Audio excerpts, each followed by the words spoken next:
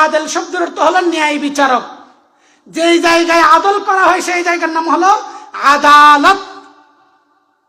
আদালত এটা আরবি শব্দ, কোর্ট যেটা বলে এটা ইংরেজি শব্দ। বিচার কার্যের যে স্থান সেটাকে আরবিতে বলা হয় আদালত। আজকে দুনিয়ার কতগুলো মানুষ আছে, বিচারপতি মানিক মিয়া, কামাল হোসেন, তারা মনে করেছিল দুনিয়ার আদালতেই শেষ, কিন্তু এই দিন নয়। আল্লাহ রাব্বুল আলামিন পরকালে কি শাস্তি দিবেন আমি জানি না, কিন্তু ইহকালীন কি শাস্তি দিয়েছেন যিনি বিচারপতি মানিক মিয়া ইনিয়ে বিনিয়ে মিথ্যা কথাকে সত্য করার জন্য, সাদাকে কালো করার জন্য, উলামা ইকরামকে যুদ্ধ অপরাধী করার জন্য আদালতের কার্যক্রম করেছে। আল্লাহ তাআলা তাকে সীমান্তের ওই পারে কলাপাতার মতো লুঠে চুরের মতো করে পৃথিবীতে মানুষকে দেখিয়ে দিয়েছেন। আদালতকারী যিনি আদেল, তার কি উপকার। হযরত আবু হুরায়রা রাদিয়াল্লাহু তাআলা আনহু থেকে বর্ণিত, আল্লাহর নবী প্যারা হাবিব মুহাম্মদুর রাসূল সাল্লাল্লাহু আলাইহি ওয়াসাল্লাম বলেন, সাবআতু ইউযিল্লুহুমুল্লাহু ফি যিল্লিহি ইয়াওমা লা যিল্লা ইল্লা যিল্লু আল ইমামুন আদিল। অনেক লম্বা হাদিস। আল্লাহ পাকের নবী মুহাম্মদুর রাসূল সাল্লাল্লাহু আলাইহি ওয়াসাল্লাম বলেন, বুখারী শরীফের 2160 নম্বর হাদিস, আল্লাহ পাকের নবী বলেন, 7 শ্রেণীর মানুষকে আল্লাহ রাব্বুল আলামিন কাল কিয়ামতের ময়দানে আল্লাহর আরশের নিচে ছায়া দিবেন। যেই দিন আল্লাহর আরশের নিচে ছায়া ব্যতীত কোনো ছায়া থাকবে না, যেই দিন সম্পর্কে আল্লাহর রাসূল অনেক ভবিষ্যৎবাণী করেছেন। কোরআনুল কারীমের মধ্যে আল্লাহ রাব্বুল আলামিন বলেন, ইন্না জালজালাতাস সাআতি শাইউন আযীম। এমন ভূমিকম্প হবে, এমন অবস্থা হবে মানুষ বুঝতেই পারবে না। ইয়াউমা তারাউনাহা কুল্লু মুরদিআতিন আম্মা আরদাআত। মানুষ বলতে থাকবে কি হলো। ইযা ওয়াকাআতিল ওয়াকিআ লাইসা লিওয়াকাআতিহা কাযিবা খাফিযাতুর রাফিআ ইযা রুজ্জাতিল আরদু রাজ্জা ইযা জুলজিলাতিল আরদু জিলজালাহা ওয়া আখরাজাতিল আরদু আসকালাহা। এই আয়াতগুলোর ব্যাখ্যার মধ্যে রাসূল আকরাম সাল্লাল্লাহু আলাইহি ওয়াসাল্লাম বলেন, কিয়ামতের দিন এমন অবস্থা হবে যেই দিন সূর্য কারো 1 বিঘত উপরে হবে, সূর্য কারো 1 হাত উপরে হবে, সূর্য কারো 2 হাত উপরে হবে। ওই সূর্যের প্রখরতার কারণে দুনিয়ার জমিনের মধ্যে সূর্যের পিঠ থাকা সত্ত্বেও, পৃথিবী থেকে হাজার হাজার মাইল দূরে থাকা সত্ত্বেও সূর্যের গরমে 37 সেলসিয়াস ডিগ্রি যখন হয়, তখন মানুষ গরমে অস্থির হয়ে যায়, পাহাড়গুলো খাড়া হয়ে যায়, মানুষগুলো বিদ্যুতের জন্য পাগল পারা হয়ে যায়, বৃষ্টির জন্য বৃষ্টির নামাজ পড়ে। এই পৃথিবীর গরম শেষ নয়, কিয়ামতের দিন এমন গরম হবে যেই দিন সূর্য মানুষের 1 বিঘত উপরে আসবে। সূর্যের গরমতার কারণে মানুষের শরীরের মাথার মগজগুলো গট গট করে সিদ্ধ হইতে থাকবে। মানুষের শরীরের মধ্যে গরম ডুইকা শরীর থেকে ঘাম বের হইতে হইতে 1 হাঁটু পরিমাণ হবে, 1 কোমর পরিমাণ হবে, 1 সিনা পরিমাণ হবে। ওই দিন মানুষ হাহাকার করতে থাকবে, একটু আল্লাহ তাআলার আরশের ছায়ার জন্য অপেক্ষা করবে। আল্লাহর রাসূল বলেন, সেই কঠিন দিনের মধ্যে আল্লাহ রাব্বুল আলামিন শুধুমাত্র 7 শ্রেণীর মানুষকে আল্লাহর আরশের নিচে ছায়া দিবেন। তন্মধ্যে 1 নম্বর হলো ইমামুন আদিল। তাহলে ন্যায় বিচারের 1 নম্বর পুরস্কার কি? আল্লাহর আরশের নিচে কি দিবে? ছায়া দিবে। 2 নম্বর পুরস্কার, ন্যায় বিচার করতে গিয়ে সমাজের মধ্যে মানুষকে মিলাইয়া দিতে হয়। কিছু মানুষ আছে চল চাতুরির মাধ্যমে, আমার বিরুদ্ধে মেম্বারকে বলল, মেম্বারের বিরুদ্ধে আমারকে বলল, আমার বিরুদ্ধে থানার হুজুরকে বলল, থানার হুজুরের বিরুদ্ধে আমাকে বলল, সভাপতির বিরুদ্ধে সেক্রেটারিকে বলল, সেক্রেটারির বিরুদ্ধে সভাপতিকে বলল। মানুষকে মিলাই দেয় না, মানুষকে মিশিয়ে দেয় না। যারা মানুষকে মিশিয়ে দেয় তাদেরকে কোরআনের মধ্যে বলা হয় মুকসিত। আল্লাহ রাব্বুল আলামিন পবিত্র কোরআনে বলেন, ইন্নাল্লাহা ইউহিব্বুল মুকসিতিন। যে সমস্ত মানুষ মুকসিত মিলিয়ে দেয়, মানুষকে মিলাই দেয়, মানুষের মধ্যে ঝগড়া বিবাদ দূর করে দেয়, ন্যায় বিচার এবং ইনসাফের মাধ্যমে তাদের মধ্যে সমতা তৈরি করে দেয়। স্বামী স্ত্রীর ঝগড়া যেই শ্বশুরি মিলাইয়া দেয়, বড় ভাই ছোট ভাইয়ের ঝগড়া যেই বড় বোন মিলিয়ে দেয়, 2 বোনের ঝগড়া যেই ভাই মিলিয়ে দেয়, ওই মুকসিতকে আল্লাহ তাআলা ভালোবাসেন। আল্লাহ তাআলা ভালোবাসেন। এখন তো দেখা যায় এরকম না, হয়তো আর পদ্মা ডর পদ্ম বেশি পয়সা আর ভাই মেজো ওর বিরুদ্ধে সুন্দর করে আবুদ্দারে ফিন মারি দে। হয়তো নয়, ইমাম সাহেবের বাড়ি সাতখিন্যা, হলিল সদরের বাড়ি সন্দনাইশ, হয়তো ইমাম সাহেব একখান না হয়তো হতা হলিল সদরের লাগাই দে, হলিল সদর না হয়তো হতা ইমাম সাহেবরা লাগাই দে।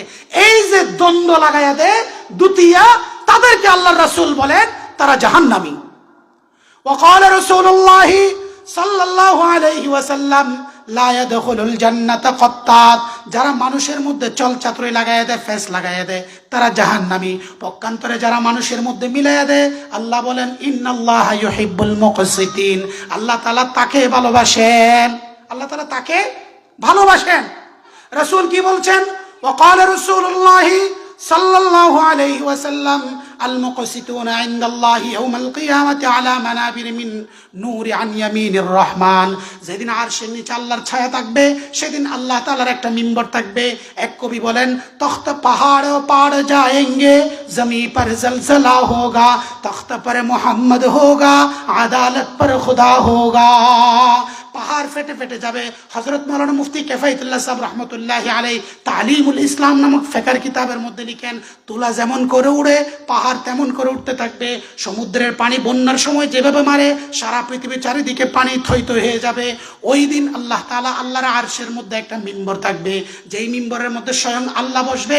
আল্লাহর রাসূল বলেন আল মুকসিতুনা ইনদাল্লাহি ইয়াউমাল কিয়ামা, যারা মানুষকে মিলাইয়া দেয়, যারা ইনসাফ করে, যারা আদল করে, যারা মানুষের মধ্যে প্যাচ লাগানো থেকে দূরত্ব কইরা বন্ধুত্ব তৈরি করে দেয়, আল্লাহর রাসূল বলেন সেই দিন আল্লাহর মিম্বরের ডান পাশে ওই সমস্ত মিলাই দেনওয়ালাকে আল্লাহ তাআলা ছায়া দিবেন।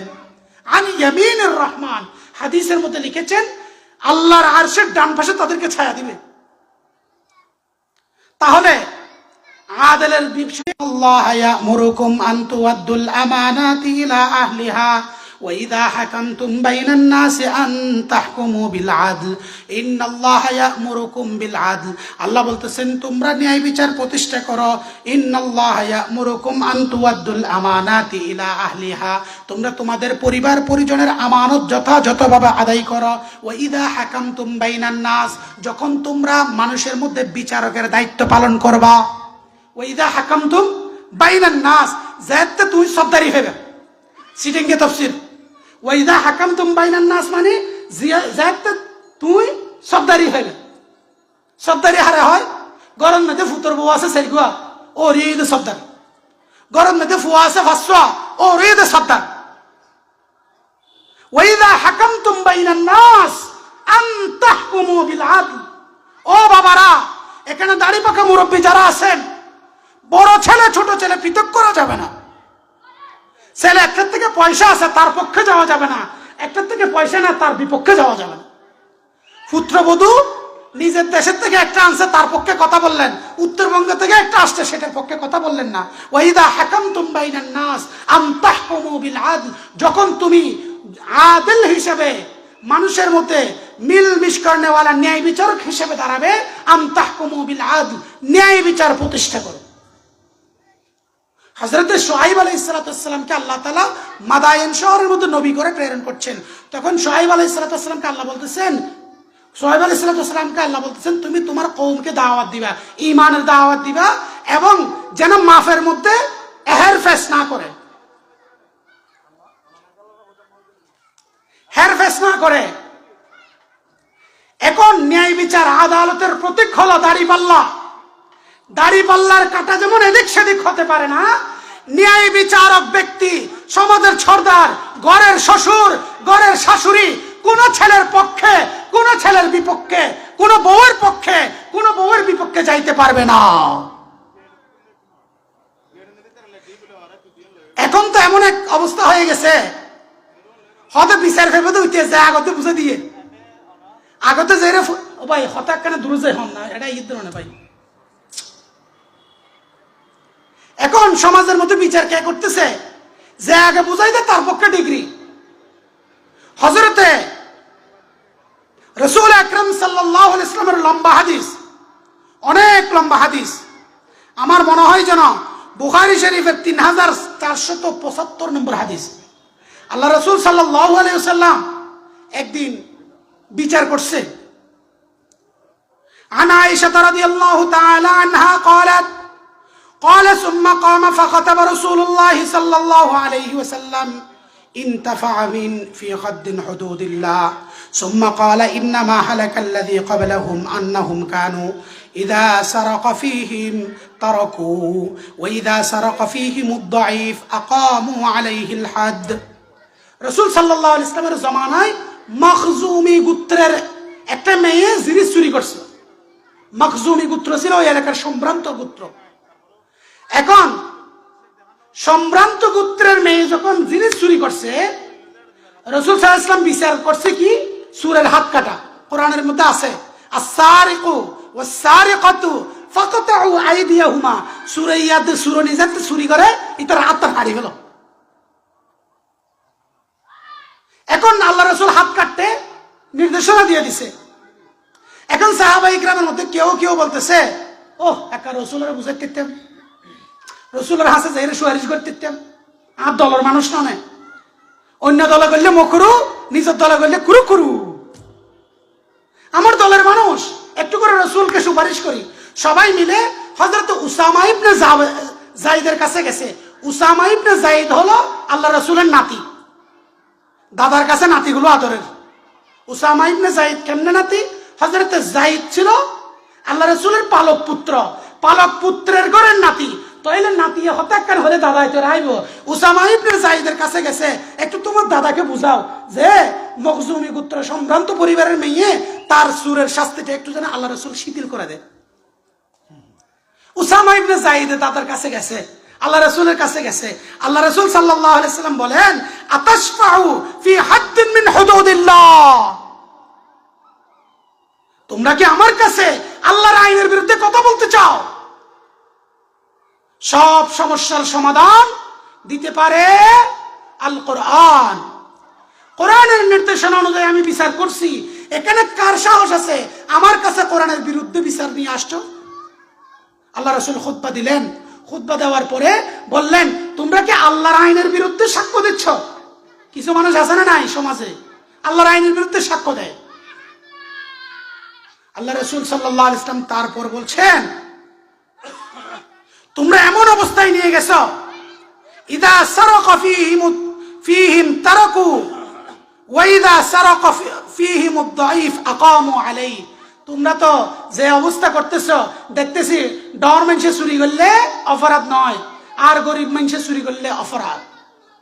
আর দেশে দেখেন হতা আছে, হতটা ডর মানুষের ভয় মুখ বিয়ে হবি নয়, আইসে দে মুখ নবি আয়। আর গরিবের ভয় যদি আসে হতে তারিখকে সাইয়ের মুখ বিয়ে দে। রাসূল আকরাম সাল্লাল্লাহু আলাইহি ওয়াসাল্লাম বললেন, তোমরা কত নিকৃষ্ট কথা বললে যে বড় লোকে চুরি করেছে, সম্ভ্রান্ত পরিবারের মেয়ে চুরি করেছে, এজন্য তার পক্ষে সুপারিশ করতে আসছো। জেনে রেখো, আল্লাহ রাসূল সাল্লাল্লাহু আলাইহি ওয়াসাল্লাম বলেন,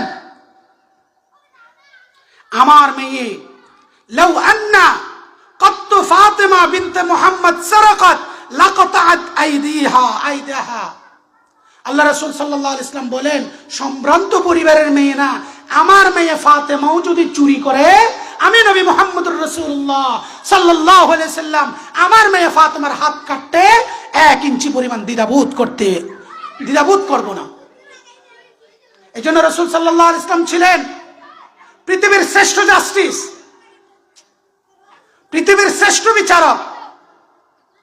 আল্লাহ রাসূল সাল্লাল্লাহু আলাইহি ওয়াসাল্লাম কত ইনসাফ করেছেন। আমি এই হাদিস বলার কারণ এই, আমাদের এখানে যারা দায়িত্বশীল আছেন, আমাদের মধ্যে বাজারের সভাপতি বলেন, সেক্রেটারি বলেন, সমাজের মেম্বার বলেন, চেয়ারম্যান বলেন, অনেক সময় দেখবেন একজন পাহাড়ি বিচার নিয়ে আসছে, একজন মারমা বিচার নিয়ে আসছে, একজন খ্রিস্টান বিচার নিয়ে আসছে। তখন যদি বলেন যে অবাই মুসলমান অপরাধ করকে দেরি আর ধর্মের মানুষ নন, এই তারিখ কাটানি, আল্লাহ রাসূল আপনাকে এই অধিকার দেয় না। ন্যায় করতে হবে, ইনসাফ করতে হবে, সোশ্যাল জাস্টিস, সমাজের মধ্যে বিচারিক সামাজিক যারা বিচারক আছেন তাদের থেকে এই বিষয়ে তথ্য উপাত্ত সংগ্রহ করতে হবে। কোরআনে কারীমের আয়াত আল্লাহ রাব্বুল আলামিন বলেন, হে ঈমানদারেরা, যখন তোমাদের কাছে কোনো তথ্য আসবে, ইয়া আইয়ুহাল্লাযীনা আমানু ইন জাআকুম ফাসিকুন বিনাবাইন ফাতাবায়ানু আন তুসিবু কওমান বিজাহালাতিন ফাতুসবিহু আলা মা ফাআলতুম নাদিমিন। যখন তোমাদের কাছে কোনো তথ্য আসবে হুট করে আন্দোলন করা যাবে না, হুট করে মাঠে নামানো যাবে না, হুট করে সালিশ করা যাবে না। তোমার তথ্যগুলো সংগ্রহ করতে হবে, তথ্যটা সঠিক না বেঠিক, তথ্য সঠিক না বেঠিক। রাসূল আকরাম সাল্লাল্লাহু আলাইহি ইসলামের বিবি আম্মাজান আয়েশা সিদ্দিকা রাদিয়াল্লাহু তাআলা আনহার কাছে এক মেয়ে আসছে। আয়েশা আল্লাহ রাসূলের বিবির কাছে বলতেছে, ওয়ায়াউমাল গিশাহি মিন তাআশি রাব্বিনা ইল্লা আন্নাহু মিন দারিনা জিনি। একটা কবিতা আবৃত্তি করতেছে। কবিতার অর্থ কি? কতই সুন্দর ইসলাম যে আমাকে অন্যের অন্ধকার থেকে বাঁচাইলো। হযরত আয়েশা সিদ্দিকা বলেন, তুমি বারবার এখানে আসো, কবিতাটা কেন পড়ো? বলে, আম্মাজান আয়েশা সিদ্দিকা রাদিয়াল্লাহু তাআলা আনহা, আমি আমার সমাজের মধ্যে একটা কাজের মেয়ে ছিলাম। আমি যেই ঘরের মধ্যে কাজ করতাম, ওই ঘরের আদরের দুলালি, ওই ঘরের কন্যা সন্তান, কন্যা সন্তানের গলার মধ্যে একটা হার ছিল। ওই হারটা একদিন হারিয়ে গেল। তখন ওই পরিবারের সদস্যরা বলতে লাগলো, এই ফকিন্নির মেয়ে কাজের মেয়ে নিয়েছেন, কাজের বুয়া চুরি করেছেন। আমরা মোবাইলের মধ্যে দেখি, আমার ছেলে কলা খায়, কাজের বুয়ার দোষ হয়। আমার ছেলে আপেল খাই, বলে কাজের বুয়া খেয়েছে। আমার ছেলের জন্য আমি দামি কাপড় কিনি, আমার বাচ্চার জন্য দামি কাপড় কিনি, কিন্তু কাজের বুয়াকে দামি কাপড় দিই না। শীতের সময় আমি লেপ তোষক কম্বলে মোড়াইয়া ঘুমাই, খাটের উপরে ঘুমাই, কিন্তু কাজের বুয়াকে ঘরের ব্যালকনির মধ্যে শোয়াই। আল্লাহ রাসূল সাল্লাল্লাহু আলাইহি সাল্লামের বিবি হযরত আয়েশা সিদ্দিকা রাদিয়াল্লাহু তাআলা আনহাকে ওই মেয়ে বলতেছেন, ও আম্মাজান আয়েশা সিদ্দিকা রাদিয়াল্লাহু তাআলা আনহা, আমি গরিবের মেয়ে, পেটের তাড়নায় এক ঘরের মধ্যে কাজ করতাম। ওই ঘরের মেয়ের আদরের দুলালির ঘরের কন্যার হার হারিয়ে গেল। হার হারিয়ে যাওয়ার পরে ওই ঘরের মধ্যে কোনো তথ্য উপাত্ত সংগ্রহ করা ছাড়া ডাইরেক্ট বলে দিচ্ছে কাজের বুয়া চুরি করেছে, কাজের বুয়া চুরি করেছে। কেউ কোনো পক্ষ বিপক্ষ তথ্য নিল না। আমি বললাম আমি চুরি করিনি, আমি চুরি করিনি। তারা আমাকে হাজারবার বলা সত্ত্বেও আমার কথা শুনে নাই। এক পর্যায়ে আমাকে প্রহার করলো। প্রহার করতে করতে বলল, তুই এই সমাজ থেকে বের হয়ে যা। আমাকে যখন প্রহার করতেছিল আমার চোখের পানি যাচ্ছিল। মনে রাখবেন, আমি জুমার নামাজে বারবার বলি, আল্লাহর রাসূল বলেন 3 শ্রেণীর মানুষের দোয়া বদদোয়া আল্লাহ কবুল করেন। 1 নম্বর হইল মা বাবা সন্তানের পক্ষে বিপক্ষে দোয়া বদদোয়া করলে আল্লাহ কবুল করে নেয়। 2 নম্বর মজলুম যখন বদদোয়া করে, মজলুম যখন দোয়া করে আল্লাহ কবুল করে নেয়। আপনার দূরে যেতে হবে না, ফিলিস্তিনের জমিনের মধ্যে ইসরায়েলের জালেমরা, আমেরিকার জালেম শাসক ট্রাম্প প্রশাসন সহ সারা পৃথিবীর জো বাইডেন প্রশাসন সহ ওই ফিলিস্তিনের ছোট্ট ছোট্ট শিশুর উপর জুলুম করেছিল। আর ওই ছোট্ট শিশুগুলো মারা যাওয়ার আগে একটা কথা বলেছিল, ও পৃথিবীবাসী, সত্যের পক্ষে তোমরা দাঁড়াইলা না, মজলুমের পক্ষে তোমরা দাঁড়াইলা না, আমাদের পক্ষে তোমরা দাঁড়াইলা না। মনে রেখো, এই মুহূর্তে আমার মাও নাই, আমার বাবাও নাই, আমার সমাজেও নাই, আমার নেতাও নাই। আমি বুম্পিং করে মারা যাচ্ছি, কিন্তু আমি আল্লাহকে সব কথা বলে দিব। ফিলিস্তিনের শিশু বলেছিল, আমি আল্লাহকে সব কথা বলে দিব। আল্লাহ তাআলা তার কথা এমন ভাবে গ্রহণ করেছেন, মজলুমের বদদুয়া গ্রহণ করে। যে আমেরিকা ওই ফিলিস্তিনকে জ্বালিয়ে দেওয়ার জন্য লক্ষ কোটি পাউন্ড ব্যয় করেছিল, আল্লাহ তাআলা ওই আমেরিকাকে জ্বালানোর জন্য আসমানে আযাব, আগুন দিয়ে ক্যালিফোর্নিয়াকে ধ্বংস করে দিল। মুহতারাম হাজরিন, এই ফিলিস্তিনের মানুষের চোখের পানি আল্লাহ কবুল করে ওই সমস্ত জালিমের ঘরে আগুন লাগাই দিছে। এত দূরে যেতে হবে না। 5ই মে শাপলা চত্বরে আমি উপস্থিত ছিলাম। শাপলা চত্বরে আমরা গুলি খেয়েছি, টিয়ার সেল খেয়েছি। আর আমার দেশের নাটক করনেওয়ালা, টিস্যু দিয়ে নাক মুছনেওয়ালা নেত্রী বলেছিল রং মেখে শুয়েছিল। সেদিন মজলুম মাদ্রাসার ছাত্ররা, উলামা ইকরামরা, এদেশের আপামর জনতা শাপলা চত্বরের রক্ত এবং চোখের পানি একত্র করে এমন নালিশ করেছে, যেই নালিশের বিনিময়ে পৃথিবীর কোনো বড় রাজনৈতিক দলের প্রয়োজন হয় নাই। একমাত্র স্কুল কলেজের ছাত্ররা কোটার নাম দিয়ে মুহূর্তের মধ্যে বুবুকে ওই দেশে পার করাই দিছে। ঠিক কিনা? এখন কথা আছে, হতবা ফুয়ার মুখ ফানি ফানি মনে না করি কেউ, ফুয়ার মুখ ফানি ফানি মনে না করি কেউ। জালেম জুলুম করতে করতে করতে করতে প্রত্যেকের পিঠ ত্যাগ লাগিয়ে গেছে, আল্লাহ তাআলা এমন ভাবে বেইজ্জত করেছে, আমরা কিছুক্ষণের জন্য মেনে নিলাম বাংলাদেশ থেকে তিনি পালিয়েছেন, তার বিচার পরেই হবে, চুরি করেছে না করেছে আমরা এই কথা বলতেছি না। কিন্তু আমার প্রশ্ন হলো, আপনার বাগিনী চুরি না করলে লন্ডন থেকে কেন তাড়াইয়া দিল? লন্ডনের সংসদীয় আসন থেকে কেন পালায় গেল? মুহতারাম হাজরিন, মজলুমের বদদুয়া আল্লাহ কবুল করেছেন। আমি যে কথা বলতে চেয়েছিলাম, ইন্নাল্লাহা ইয়া'মুরুকুম আন তুওয়াদ্দুল আমানাতি ইলা আহলিহা ওয়া ইযা হাকামতুম বাইনান নাস আন তাহকুমু বিল আদল। যখন তোমরা আন তুওয়াদ্দুল আমানাতি ইলা আহলিহা, পরিবার পরিজনের দায়িত্ব পালন করবে, তখন আমানতদারিতা রক্ষা করো। কোরআনুল কারীমের আয়াতে আল্লাহ রাব্বুল আলামিন বলেন, قد أفلح المؤمنون الذين هم في صلاتهم خاشعون والذين هم عن اللغو معرضون والذين هم للزكاة فاعلون وأيضا قال والذين هم لأماناتهم وعهدهم راعون। মুমিনের গুণাবলীর মধ্যে অন্যতম একটা গুণাবলী হইল যে আমানতদারিতা রক্ষা করা। নামাজ যেমন ইবাদত, রোজা যেমন ইবাদত, যাকাত যেমন ইবাদত, আমানতদারিতা রক্ষা করা ইবাদত। আল্লাহ রাব্বুল আলামিন পবিত্র কোরআনের এই আয়াতের মধ্যে আত্মশুদ্ধির সামাজিক যে উপাদান বলেছেন, এক নম্বর হলো ইয়া'মুরু বিল আদল, ন্যায় বিচার করা। দুই নম্বর হলো ওয়াল ইহসান, সমাজের মধ্যে দয়া করা, দয়া প্রদর্শন করা। কোরআনুল কারীমের আয়াতে আল্লাহ রাব্বুল আলামিন বলেন, হাল জাযাউল ইহসানু ইল্লাল ইহসান। কোরআনুল কারীমের আয়াত আল্লাহ রাব্বুল আলামিন বলেন, আহসিন কামা আহসানাল্লাহু ইলাইক। আল্লাহ তোমাকে যেভাবে দয়া করেছে তুমি সেভাবে দয়া করো। আল্লাহ রাসূল সাল্লাল্লাহু আলাইহি ওয়াসাল্লাম বলেন, আর রাহিমুনা ইয়ারহামুহুমুর রহমান ইরহামু মান ফিল আরদি ইয়ারহামুকুম মান ফিস সামা।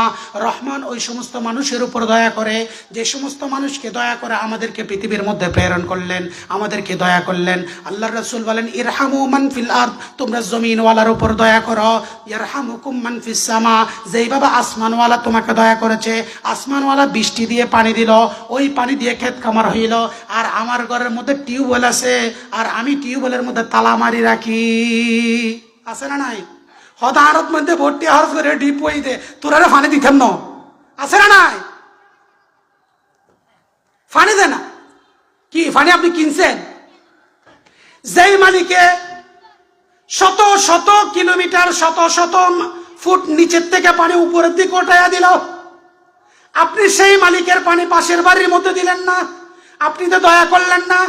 অনেক লম্বা হাদিস, আল্লাহ রাসূল সাল্লাল্লাহু আলাইহি ওয়াসাল্লাম বলেন, কিয়ামতের দিন আল্লাহ রাব্বুল আলামিন প্রশ্ন করবে, ও দুনিয়ার মানুষ, আমি তো ভিক্ষুক ছিলাম, তোমার কাছে ভিক্ষা চাইতে গিয়েছি, তুমি ভিক্ষা দাও নাই। আমি তো তৃষ্ণার্ত ছিলাম, আমি পানি চেয়েছি, তুমি পানি দাও নাই। আমি ক্ষুধার্ত ছিলাম, তুমি খাবার দাও নাই। বন্দা তখন বলবে, আল্লাহ আপনি তো খায়রুর রাযিকিন, আপনি তো সমস্ত রিজিকের মালিক, আপনি তো আমাদেরকে পানি দেনেওয়ালা, আপনি তো গনি, ওয়াল্লাহুল গনি ওয়া আনতুমুল ফুকারা, আপনি গনি, আমরা হইলাম ফকির, আপনাকে কেমনে ভিক্ষা দিব? তখন আল্লাহ রাসূল এই হাদিসের মধ্যে বলেন, আল্লাহ তাআলা কিয়ামতের দিন বলবে, ভিক্ষুক তোমার দরবারে গিয়েছিল, আমি ভিক্ষুকের পক্ষ হয়ে তোমার দরবারে গিয়েছিলাম। তৃষ্ণার্ত ব্যক্তি তোমার দরবারে গিয়েছিল, আমি তৃষ্ণার্ত হয়ে ওই তৃষ্ণার্ত ব্যক্তির সাথে তোমার দরবারে গিয়েছিলাম। ক্ষুধার্ত মানুষ তোমার দুয়ারে দুয়ারে গিয়েছিল, আমি ক্ষুধার্তর পক্ষ হয়ে তোমার কাছে গিয়েছিলাম। ওই ফকির তো বলেছিল, ও ভাই আল্লাহর ওয়াস্তে 500 টাকা দাও না। এই যে আল্লাহর ওয়াস্তে শব্দ বলল, আল্লাহর নাম বলা সত্ত্বেও তুমি দয়া করলা না। আর তুমি আজকে জমিনের মধ্যে আমি রহমান সিফত নিয়ে, আমি রহিম সিফত নিয়ে তোমাকে যেই দয়া করেছি, এই দয়া তুমি গ্রহণ করেছো। এক পর্যায়ের মধ্যে লিখেছেন, আল্লাহর রাসূল বলেন, সারা জীবনের আমল যদি এক পাল্লায় দেওয়া হয়, আর কিয়ামতের ময়দানে এক চুমুক পানি আল্লাহ তাআলা ব্যবস্থা করবে না। তখন বলা হবে, আল্লাহ আমি নামাজও পড়েছিলাম, রোজাও রাখেছিলাম, হজও করেছিলাম, আল্লাহ আপনি আমাকে পানি দেন। তখন আল্লাহ বলবেন, তুমি তো ইবাদতের গরম দেখিয়েছ, তোমার ইবাদত সবগুলো এক পাল্লাই দিলাম, আর আমার পানি এক ডুব পানি এক পাল্লাই দিলাম, সহকন তোমাকে আর কোনো বদলা দেওয়া হবে না।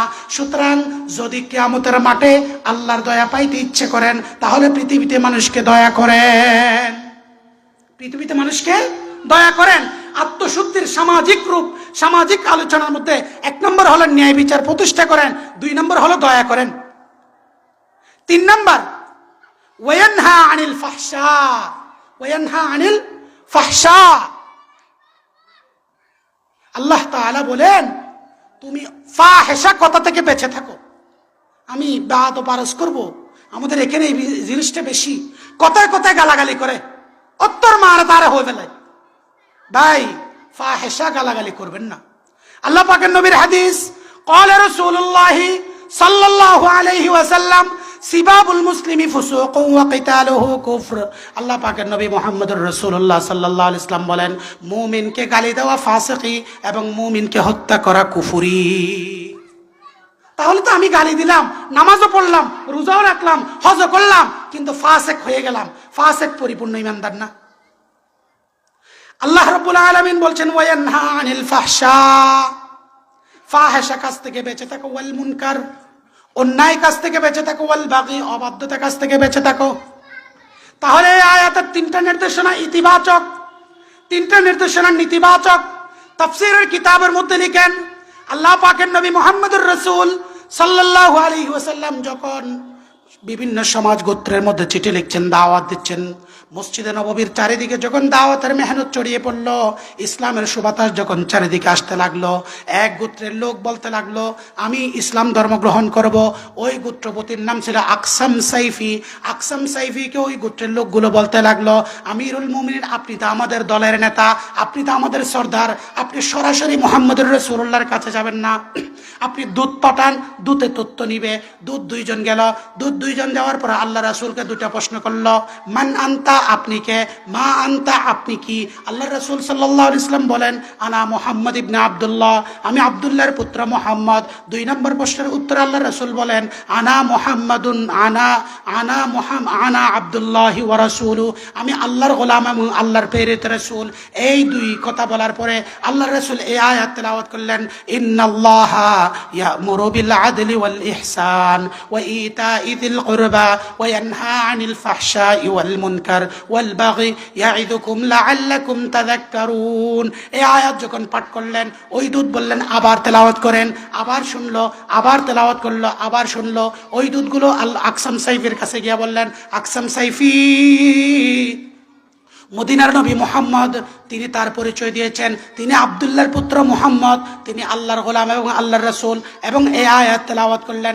আকসাম সাইফি বলেন, আমি তো শিক্ষিত মানুষ, আমি তো ধর্ম বুঝি, আমি তো আরবি বুঝি। ওই আয়াত শোনা মাত্র আকসাম সাইফি মুহূর্তের মধ্যে মুসলমান হয়ে গেল, মুহূর্তের মধ্যে মুসলমান হয়ে গেল, এবং সমাজের লোকদেরকে বলতে লাগলো, ও সমাজের লোকেরা, আগের দলের মধ্যে আমরা অন্তর্ভুক্ত হব, মানুষ দলে দলে ইসলাম গ্রহণ করতেছে, চলো চলো। এই আয়াত যিনি তেলাওয়াত করেছেন, উনি সত্য নবী, উনি ন্যায় বিচারক, উনি ইনসাফকারী, উনি রাহমাতুল্লিল আলামিন। আমরা আর দেরি করব না, পুরা গোত্র মিলে আল্লাহ রাসূলের কাছে ঈমান গ্রহণ করলেন। সুবহানাল্লাহ। তাহলে একটা আয়াত শুনে পুরা গোত্র মুসলমান হয়ে গেছে। ওই আয়াতের ব্যাখ্যা যদি আমরা শুনে আমরা পরিশুদ্ধ না হই, তাহলে আমাদের কপাল খারাপ। আসুন এই আয়াতের মধ্যে যে কথাগুলো বলেছি, এই কথার আলোকে আত্মশুদ্ধি গ্রহণ করি, নিজের ইসলাহে নফস করি, এবং এই আয়াতের আলোকে যে হাদিস পাঠ করেছি সে আলোকে আমার প্রতিবেশী